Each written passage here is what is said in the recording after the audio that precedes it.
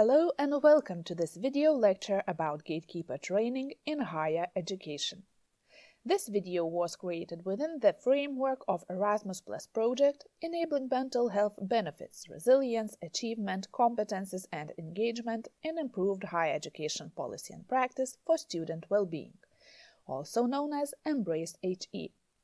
The project is implemented by Birmingham City University from United Kingdom as a leading partner, together with partners from Greece, Lithuania, Serbia and Spain higher education institutions. The project is aimed at bringing together through an innovative open learning toolkit approach the good practice that is already visible but poorly consolidated across Europe. The project seeks to provide the knowledge and skills for higher education institutions to implement good practice in their organizations. University studies can be overwhelming with all classes and deadlines, studies and work, friendships and social time, separation from parents and independent life. Some students experience untreated mental health problems, exhibit early signs of mental disorders, or are at risk for suicide. However, the responsibility for identifying such students is not limited to mental health professionals. On a daily basis, more students come in contact with student personnel staff, dormitory staff, academic deans and advisors, librarians, coaches, other members of the institution community. All of these people can help to identify and refer a student in distress to the people who can help that student. In 2011, Laurie Davidson from the JET Foundation and Joanna Locke from the Education Development Center developed the Guide to Campus Mental Health Action Planning. According to this guide, campuses are using a variety of methods to identify students at risk and reach out to students in need, including asking questions about mental health on medical history forms completed by incoming first-year students to identify high-risk or potentially high-risk students and encourage help-seeking or offer assistance. Screening students for symptoms of depression or other mental health problems by either organizing different screening activities or when students seek primary care services. And the last, creating an interface between the disciplinary process and mental health services in order to identify students who may need treatment and promote help seeking. However, gatekeeper training is perhaps the most widely used strategy to recognize and refer distressing students. This strategy is also recommended by the United Nations to be implemented as an effective one for prevention of mental health problems. According to Gold and colleagues, the main goal of gatekeeper training is to develop the knowledge, attitudes and skills, thus equip non-professionals to identify those at risk, determine levels at risk, and make referrals when necessary. Therefore, gatekeeper trainings target individuals who are in frequent contact with others in their communities. In the overview written by Isaac and his colleagues in 2009, we may find that gatekeeper training as a way to seek out and manage people with suicidal ideation dates back to the late 1960s in Philadelphia. It was followed by the published report on gatekeeper training in 1971. In the 1980s, the first volunteer task force was formed at the Canadian Mental Health Association along with an Alberta Provincial Government Advisory Committee. This task force aimed at piloting and implementing the gatekeeper training program, which was refined several times and further disseminated both nationally and internationally. Isaac with his colleagues state that historically gatekeepers have been divided into two groups defined as either designated or emergent. The designated group consists of people who are trained and designated as helping professionals, for example, those who work in the fields of medicine, social work, nursing, and psychology. The emergent group consists of community members who may not have been formally trained to intervene with someone who is at risk for suicide, but emerge as potential gatekeepers recognized by those with suicidal intent, for example, clergy, recreation staff, police, coaches, teachers, and counselors.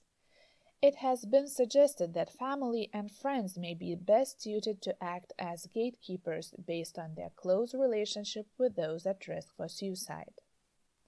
Today, numerous gatekeeper training programs are used on hundreds of colleges' campuses. We will present few of them shortly, but before that, let's look at the theoretical background of the gatekeeper training. Kitchen and others based the gatekeeper model with attachment theory, assuming that individuals may find more comfort sharing their feelings with acquaintances. Peers may be especially influential for key factors that determine help seeking, such as attitudes and knowledge. Moreover, this model relies on the public health principle of mass saturation of awareness, meaning that more capable gatekeepers there are prepared within a certain community, the more the chances are that community members intervene in a crisis. The model of individuals' decision to intervene was presented by Burnett and colleagues in 2015 research on suicide prevention. According to this model, there are 4 factors that may influence an individual's decision to intervene with a person at risk of suicide. First, knowledge about suicide. It includes declarative and perceived knowledge about suicide, depression, and resources available for at-risk individuals. Second, beliefs and attitudes about suicide prevention. It refers to whether individuals believe suicide is considered preventable, whether it is important to intervene with at-risk individuals, and whether seeking help for mental illness is a form of self-care. Third, reluctance to intervene. Individuals may think that it is not their responsibility or that it is inappropriate to intervene. Stigma of mental illness also reflects the gatekeeper reluctance. Fourth, self-efficacy. It is related to the extent to which the individual feels comfortable and competent to identify, care for, and facilitate referral for a person at risk of suicide. Ketchen and colleagues propose that each factor's influential strength on intervention behavior may differ from person to person. For example, demographic characteristics like sex, age, race, as well as professional background, for example, education, experience, and job type, may have a substantial impact on how much an individual identifies herself or himself with gatekeeper. In addition, there may be systematic differences across individuals on how training influences these factors, as well as how changes in these factors may influence intervention behavior. These systemic differences or the social context may reflect the extent to which one's organization, supervisor, or co-workers support the role of gatekeepers to prevent suicide or impose competing demands that limits the ability of persons to act as gatekeepers. In summary, gatekeeper training is modeled on the fact that people at highest risk for suicide often do not seek help, but recognizable risk factors exist that help in identifying these people. The same applies to other mental health illnesses. According to Isaac and others, gatekeeper training programs last anywhere from a few hours to 5 days, with most programs dedicating 2 days to the training. The content and framework of the training is variable from program to program, however, the following key components may be outlined. Preparing. An introduction to the tone, norms, and expectations of the learning experience. Connecting. Discusses one's own attitudes towards suicide and their impact on the intervention process. Understanding. An overview of the intervention needs for someone at risk. This includes knowledge and skills in identifying risk factors and developing a plan to help. Assisting. Presentation of a model for effective suicide prevention. Simulation and observation reinforced knowledge. Networking. Information on local community resources and how to network these resources. The background of the people who do the training is also variable, ranging from the field professionals to local volunteers. Let's have a closer look at some of these programs. The Suicide Prevention Resource Center, located in Oklahoma City, has uploaded a list of various gatekeeper training programs in their website. The list was developed in 2012, however, most of the programs are still valid and implemented in different settings, for example, SafeTalk, which later will be presented in more detail. Mental health first aid was created in 2001 in Australia by Betty Kitchener, a nurse specializing in health education, and Anthony Jom, a mental health literacy professor. The Mental Health First Aid is a 12-hour course comprising 5 modules covering depression, anxiety, psychosis, substance abuse, and eating disorders. Each module includes information about signs and symptoms, appropriate responses, and interactive activities. A cornerstone of mental health first aid is the 5-step Gatekeeper Action Plan represented by the acronym ALG. First, assess risk, particularly for suicidality. Second, listen non-judgmentally to the individual and discuss how she or he feels. Third, give information, for example, about effectiveness of available treatments. Fourth, encourage self-management. And fifth, encourage help-seeking by providing referral information. However, mental health first aid outlines that self-help is not a substitute for professional care in potential crisis. The evidence base for mental health first aid came primarily from Australia, where the program was developed. There have been at least 3 evaluation studies of mental health first aid: an uncontrolled trial with the public, a wait-list randomized controlled trial in the workplace, and an effectiveness trial using a cluster randomized design with the public. Collectively, these studies indicate mental health first aid has positive effects on knowledge, attitudes, self-efficacy, helping behavior, and trainees' own mental health. The program has been implemented in 14 countries, but the evidence is lacking from both higher education setting and population level. Did you know that people who have taken mental health first aid one-day course are called mental health first aid champions? During the course, they are enabled to understand why mental health is as important as physical health, recognize the main symptoms of mental health conditions, and listen non-judgmentally and guide a person towards appropriate professional support. There is also a possibility to attend mental health first aid half-day course and become mental health aware. There is a branch of mental health first aid program specifically targeted to higher education setting. It is based on the assumption that being away from support systems that have been in their place for the better part of their lives, college students may be at elevated risk for developing certain mental health and substance use issues. Mental health first aid for higher education teaches students, professors, and other school faculty members how to notice and respond to various mental health and addiction challenges. Mental health first aid for higher education is an 8-hour training which focuses on the unique experiences and needs of college students, gives the skills they need to reach out and provide initial support to someone who may be developing a mental health or substance use problem, and help connect them to the appropriate care. Therefore, the program is tailored for students at least 18 years of age, faculty members, resident advisors, campus law enforcement, academic advisors, counselors, campus clergy, financial aid employees, coaches and athletic personnel, administrators, and librarians. The course will teach the participants how to apply the LG action plan that was mentioned earlier.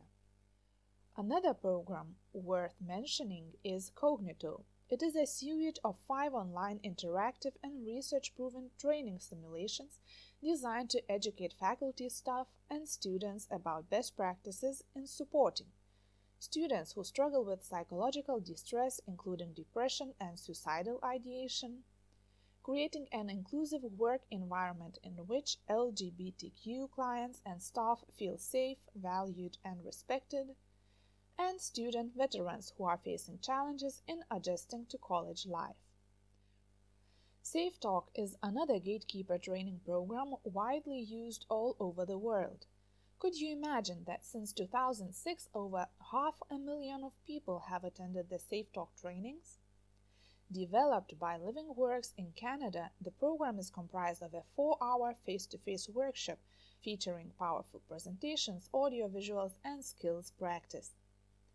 At a Living Works Safe Talk workshop, participants learn how to prevent suicide by recognizing signs, engaging someone and connecting them to an intervention resource for further support. A skilled, supportive trainer guides participants through the course, and a community resource will be on hand to support their safety and comfort. Like all of Living Works core programs, Safe Talk is evidence-based. Here's what over 15 peer-reviewed reports and government studies on Living Works Safe Talk found. First, it improves trainee skills and readiness. Second, it is safe for trainees, having no adverse effects from training. It also helps break down suicide stigma in the community. Moreover, it provides better skill retention in comparison to other connector programs. Taking into account all the advantages of Safe Talk, it has been implemented in Lithuania. Vilnius Public Health Bureau is an official representative of the Living Works Education Organization, which has the right to issue licenses and handouts to training participants. Taking into consideration the sad statistics of Vilnius University, that every year there were up to 3 suicides as well as several attempts and/or unexpected deaths of students, Vilnius University has included the suicide prevention into its strategic goals in 2017. On the basis of that, the Safe Talk training was applied to notice the signs of significant psychological distress among Vilnius University community members and refer them to professional services. For example, in fall of 2019, 4 Safe Talk training sessions were organized with 30 participants in each of the sessions.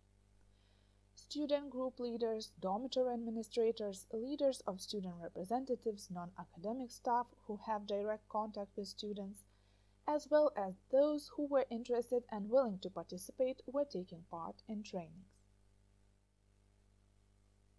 In fall of the year 2020, 1 year after the Safe Talk training sessions, the participants were invited to complete a survey about the long-term effects of the trainings. 33 responses were received representing academic staff, non-academic staff, students, and other. The respondents were asked how valuable the Safe Talk training was for them. As you may notice from the chart, 60% responded that the gatekeeper training was valuable or very valuable for them. Respondents were able to share their opinion about the training as well. Here's what they said. It was important to get familiar with the content of Safe Talk to know how specifically gatekeepers are trained. I've always wanted to know how to help someone thinking about suicide, how to recognize such person. During the training, I received all the necessary knowledge plus very valuable information, where you can specifically turn for help, exact institutions and their contacts. I feel empowered not only in realizing the likelihood of encountering critical situations, but also in other situations. I do notice more easily and often people's moods, difficult states. I know how I can help, what I can offer. The training helped to understand how to behave correctly in the face of a person thinking about suicide. I learned what to say and when is better to keep quiet. I also learned about places where the sufferer can be referred. After this training, I feel calmer knowing I can help another. The other question was about the situations over the last year where the trainees could apply the knowledge acquired during Safe Talk trainings.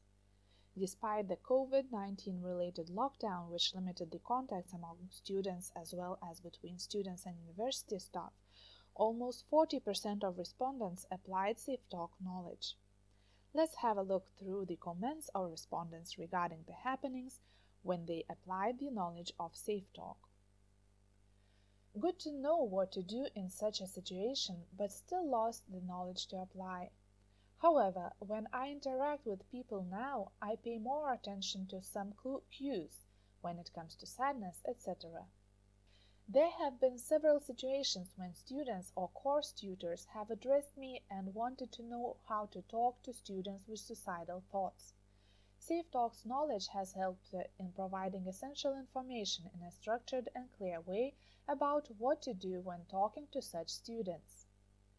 I had to share contact several times where a person can refer to 20 hours a day. And the link to website to esse.lt was very useful.